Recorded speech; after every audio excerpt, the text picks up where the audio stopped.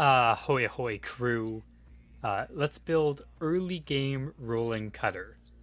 So, Rolling Cutter is a melee physical skill, deals 450% attack, costs 5 SP, deals damage in a 7x7 area of effect. Its damage is based on your weapon, which means you can use converters to change the property. It has 0.2 seconds of cast delay. And finally, this early game build for Rolling Cutter, its full potential is unlocked when your base level is 130, because that's the requirement to wear some of the gears.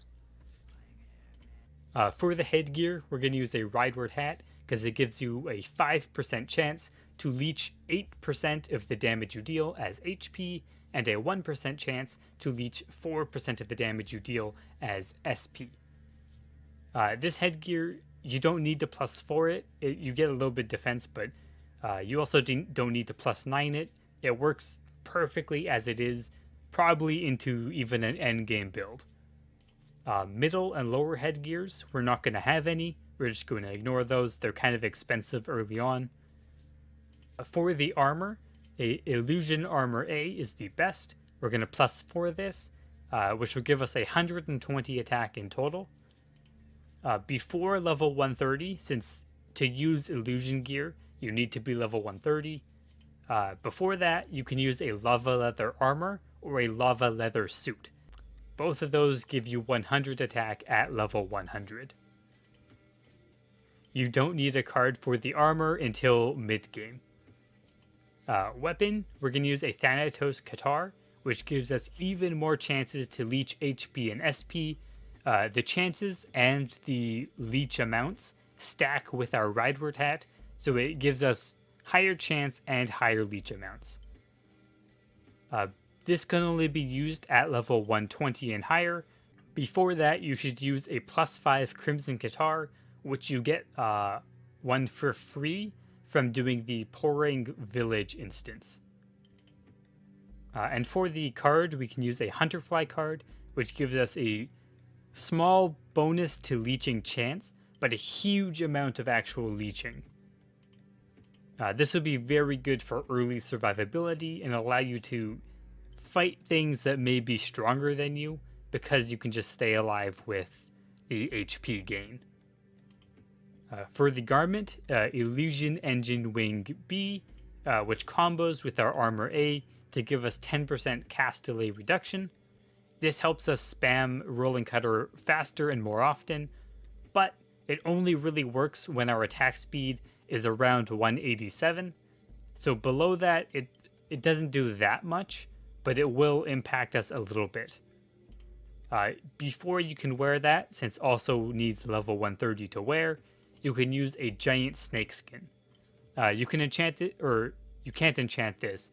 It comes with enchants, and strength, agi, or dex are all perfectly fine.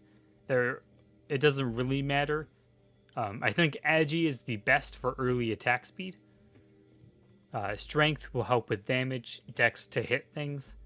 And in your Engine Wing B, use a Raydric card. This will reduce 20% neutral damage. All monsters' normal physical attacks, like their auto attacks against you, they're considered non-elemental, and any non-elemental attack is reduced by neutral resistance. So this will reduce monsters' normal attacks. For the foot gear, we're going to use Temporal Boots of Strength.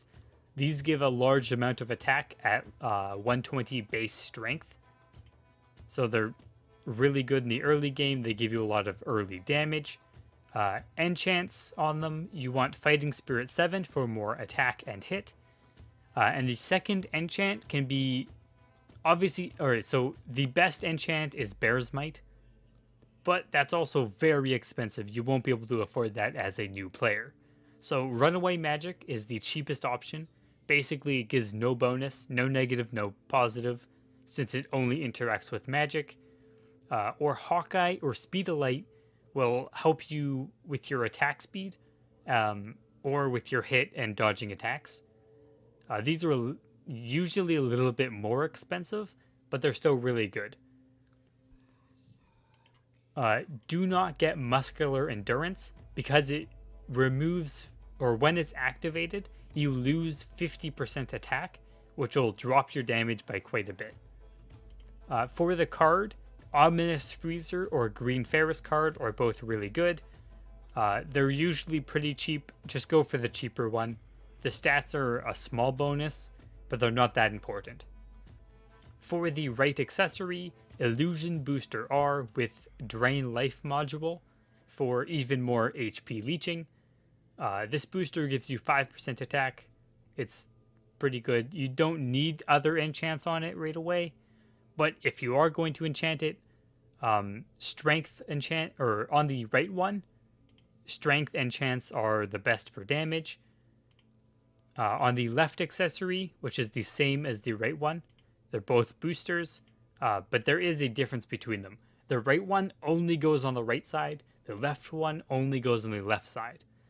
And the left one gets the Drain Soul module, which gives you SP leeching. And you can only have one of these on each side, so Drain Life goes on right, Drain Soul goes on left. For the other enchants, you can use Dex for more hit. Other modules you can use as well as Agi and Vit. These are both fine as well to add onto your accessories. Before you can use these at level 130, you can use Nab Ring, which I believe you can use at level 100, and it just gives you a flat 20 attack. For your pet, you want to get an Incubus pet as early as you can. Even a non-loyal pet, and you just farm its loyalty yourself and let it get loyal with you to get the bonus from it. This will give you a nice boost of SP leeching. Alternatively, if you don't want more SP leeching, you can use a Succubus pet for more HP leeching instead. Consumables. These are not always mandatory, but they definitely help your build. So Poison Bottle, this gives you a massive amount of damage increase. It makes GX a good class, really. You should use Poison Bottles whenever you need the damage to kill them. If you can already one-shot the monster with no Poison Bottle, don't need to use it.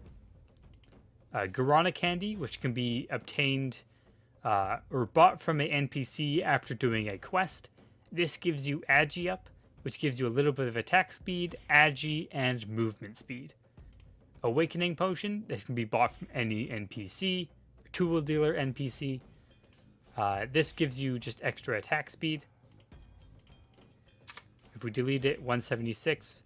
The potion gives us 2 at this stage of gear and buffs. Celermine Juice gives us 10% attack speed. They're pretty cheap and they last for about 8 minutes. Magic Mushroom. This you don't have to use in the early game. After, in like the mid and late game, you always want to use it. Early on, it gives you 10% cast delay reduction, and it gives you 5% melee damage. The melee damage helps in the early game, which is why you would use it. The cast delay reduction helps, but if you don't have the attack speed to actually spam Rolling Cutter, the skill, like the cast delay reduction, doesn't do that much. So it's better to use once you can reach 187 attack speed, unless you just want it for damage. So when you hit 187 attack speed, that's when you want to start always using Magic Mushroom. Alright, and that's it for the gears. We don't have any shadow gears yet. We aren't strong enough to really get those. For the stats, we have 120 strength, 80 agi, 40 vitality, 1 int, 80 dex, and 9 luck. We get 120 strength for the base attack or the bonus attack from our Temporal Boots of Strength. Agi is something we're going to level up later. So like as you continue to level up, get more agility to increase your attack speed. Same with your dex. And then Vit is kind of like your third stat. And then Luck is like your extra, like, junk points. So if you have leftover points you can't put anywhere else, throw them in Luck. And at level 130-ish, with this build and this, with having all the gears, you'll do about 26k damage per rolling cutter. Keep in mind, this doesn't account for size bonuses, and it also doesn't account for defense. So we'll probably be lower than 26k. Like if we go, medium is 26k, but if we change to a large monster, we only do 22k. And if we add 100 defense to that, now we do 18k. So 26k is like the maximum, but it will get reduced from that point. And that's it for the early game rolling cutter build. If you enjoyed this video, or you liked it, subscribe to the channel, share the video with friends, and I'll see you in the next video.